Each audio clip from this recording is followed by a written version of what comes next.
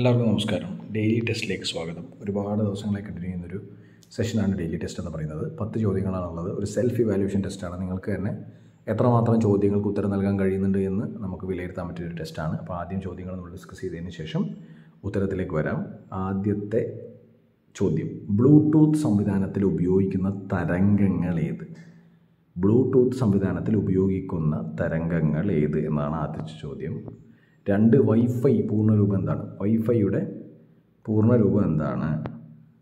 മൂന്നാമത്തേത്, റിമോട്ടിൽ ഉപയോഗിക്കുന്ന തരംഗം ഏത്? റിമോട്ടിൽ ഉപയോഗിക്കുന്നത്, ആദ്യം ചോദിച്ചത് ബ്ലൂടൂത്തിൽ ഉപയോഗിക്കുന്നതാണ്. ഇത് മൂന്നാമത്തെ ചോദ്യം പറയുന്നത് റിമോട്ടിൽ ഉപയോഗിക്കുന്ന തരംഗം ഏത് എന്നാണ്. 4, ഡിക്ക് ഫേസ്ബറി ഏത് കായിക ഇനവുമായി ബന്ധപ്പെട്ടതാണ്? ഡിക്ക് ഫേസ്ബറി എന്ന് പറയുന്ന വ്യക്തി ഏത് കായിക ഇനവുമായി ബന്ധപ്പെട്ടതാണ്? ഓസ്കർ 2023 മികച്ച ചിത്രം, ഇത് റിപ്പീറ്റഡായിട്ട് ചോദിക്കുന്ന ഒരു ചോദ്യം ആയി തോന്നിയേക്കാം, പക്ഷേ റിവിഷന് വേണ്ടിയിട്ടാണ് അങ്ങനെ ചെയ്യുന്നത്. ഓസ്കർ 2023 മികച്ച ചിത്രം ഏതാണ്? 2023 മികച്ച അന്താരാഷ്ട്ര ഫീച്ചർ ഫിലിം ഏത്? ഓസ്കറാണ്. ഓസ്കർ 2023 മികച്ച അന്താരാഷ്ട്ര ഫീച്ചർ ഫിലിം ഏത്? 2021 JC ഡാനിയൽ പുരസ്കാരം ലഭിച്ചത് 2021 2021 JC ഡാനിയൽ പുരസ്കാരം ലഭിച്ചത് ആർക്ക്?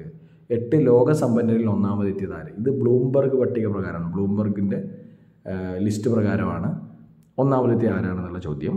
ലോക സമ്പന്നരിൽ ഒന്നാമതെത്തിയത് ആര്? കനക് റെലെ ഏത് മേഖലയായി ബന്ധപ്പെട്ടതാണ്? കനക് റെലെ ഏത് മേഖലയായി ബന്ധപ്പെട്ടതാണ്?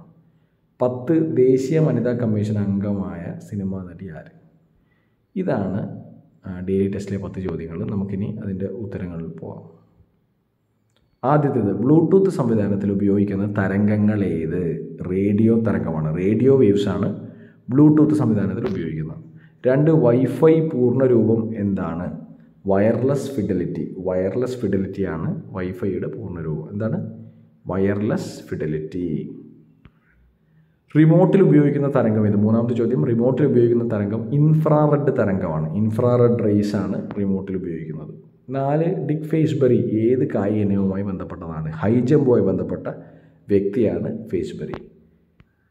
5, ഓസ്കർ 2023 മികച്ച ചിത്രം ഏത്? Everything everywhere all at once.